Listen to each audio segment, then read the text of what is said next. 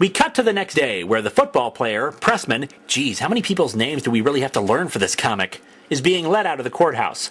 In true ironic fashion, Peter Parker and Phil cross paths and give each other looks. Oh, it's funny because they're both superheroes. Get it? Pressman gives a statement denying the allegations made against him, although personally I would make a statement denouncing the barber who gave him that haircut. I mean, what the hell is the deal with that? Peter's spider sense starts tingling and he quickly changes in an alleyway. And damn, I mean quick! He changes in between two panels! Does his spider sense usually give him that much warning? He spots the profanity-spewing assassin holding a rifle and aiming it at the crowd. You know, what is it about snipers in this comic that they don't just take the shot and be done with it? Pressman is standing still, making a statement, meaning you've got perfect shots ready. Maybe if you actually used your weapon, superheroes wouldn't keep interrupting you! Spidey somehow recognizes him as the guy who Superpro was chasing, despite not seeing who was inside the car, and webs up the gun. Hey now, you have it all wrong! This is Los Angeles! You're only supposed to be shooting people on the freeways!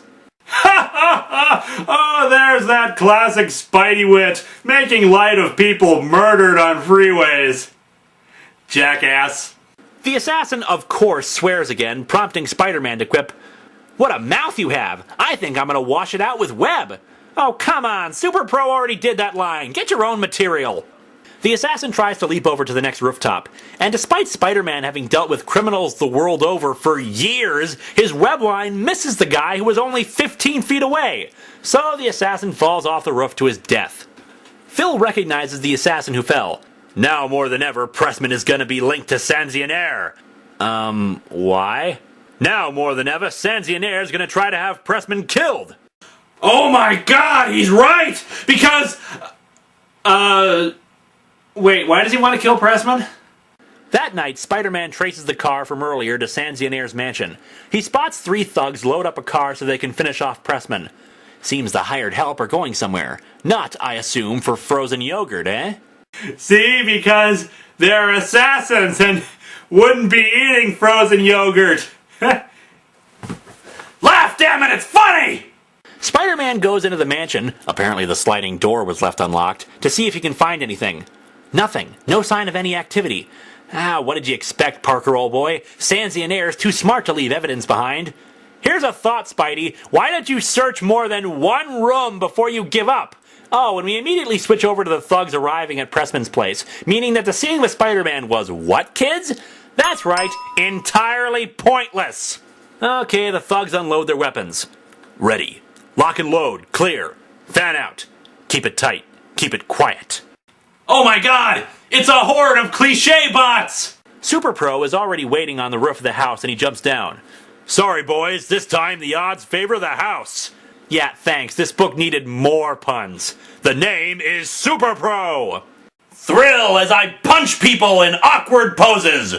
Superpro lifts up one of the thugs and tosses him through the car's windshield, but he's not done yet. He picks up the same guy again, who must have internal bleeding by this point, and gets ready to punch him some more. However, he sees that the other thugs have missile launchers. Seriously, missile launchers, and we don't even know why Sanzionaire wants this guy dead. Our stalwart hero then performs an amazing tackle at the 30-yard line. Oh, but he breaks the lamp, casting everything in darkness. That's gonna cost him in the playoffs. Lights out, switch over to night vision. Good thing we were prepared in case somebody knocked over the only light source in the house. Pressman runs down the stairs armed with a handgun. Superpro then manages to push him out of the way of a shot. Something happens then, I'm really not sure what. The implication is that the thug had explosive shells in his gun and Superpro proceeds to lecture the guy about it. Explosive shells are good for scaring and intimidating people, but they're not the smartest thing to use in close-quarter combat. I love that bit. Superpro then just knocks the crap out of the thug, who finally surrenders. Okay, I give. No, you received. A pounding, that is. And so our comic ends with Spider-Man arriving on the scene to take pictures. He doesn't even say hi to Superpro. Let me get this straight. Spider-Man appears in the story, doesn't interact with the hero, and in fact contributes nothing of actual value to the events. Even he knew to stay as far away as he could from this bomb. Superpro consoles Pressman by saying the assassination attempt should be enough to clear him from a grand jury indictment. Yes, take legal advice from the guy in a football-themed superhero costume. Our preview for next issue tells us of Superpro's next supervillain encounter. Quick Kick. He's an assassin with a deadly competitive edge. He kicks people in the crotch to death! Diabolical.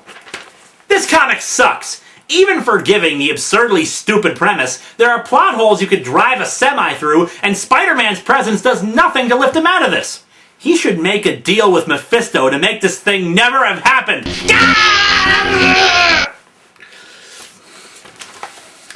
16, 37, 52!